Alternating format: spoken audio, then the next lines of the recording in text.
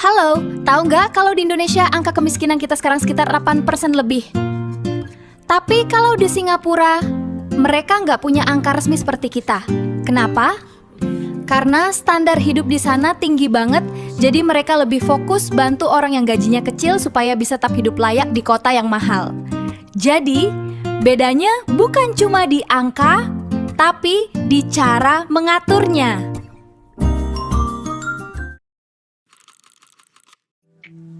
Pernah kepikiran gak sih kalian kalau negara-negara di Asia Tenggara itu punya cara yang berbeda untuk menangani kasus kemiskinan? Nah, video kali ini kita akan membahas perbandingan bantuan sosial di antara Indonesia dan Singapura.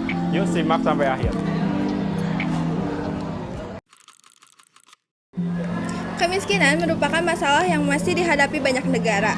Di Indonesia, dengan penduduk lebih dari 270 juta jiwa, memiliki tantangan besar dalam pemerataan kesejahteraan.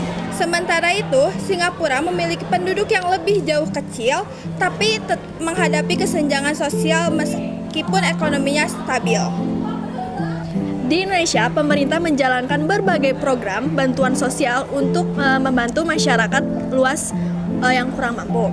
Nah, program ini dirancang untuk menjangkau masyarakat secara luas karena tingkat kebutuhan yang tinggi dan kondisi geografis yang beragam.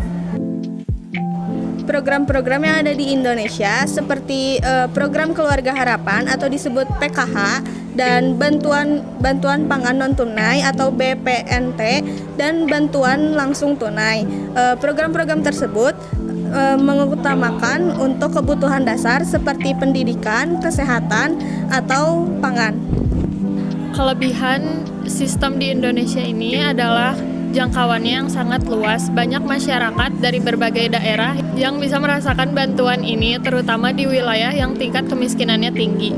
Namun Indonesia juga menghadapi berbagai tantangan seperti data penerima yang belum sepenuhnya akurat dan data penerima bantuan yang tidak tepat sasaran serta distribusi yang terkadang terhambat oleh kondisi wilayah.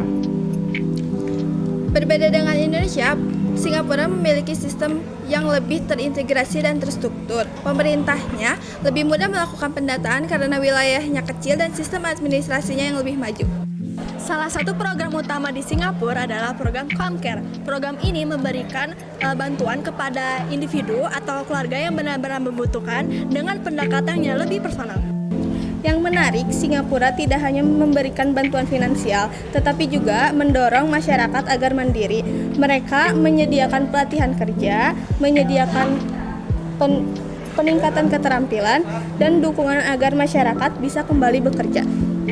Kelebihan sistem Singapura terletak pada ketepatan sasaran dan efektivitasnya.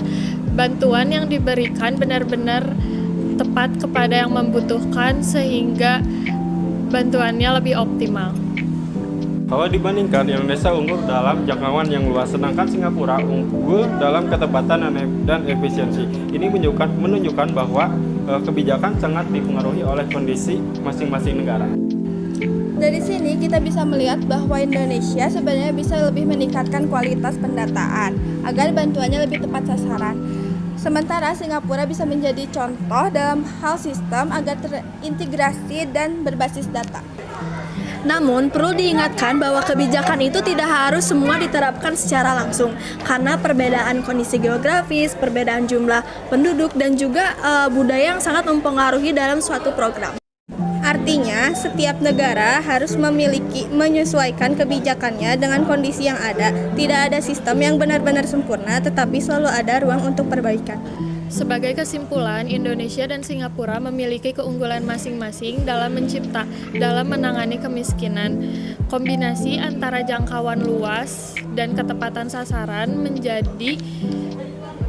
menjadi kunci utama dalam menciptakan program bantuan yang efektif.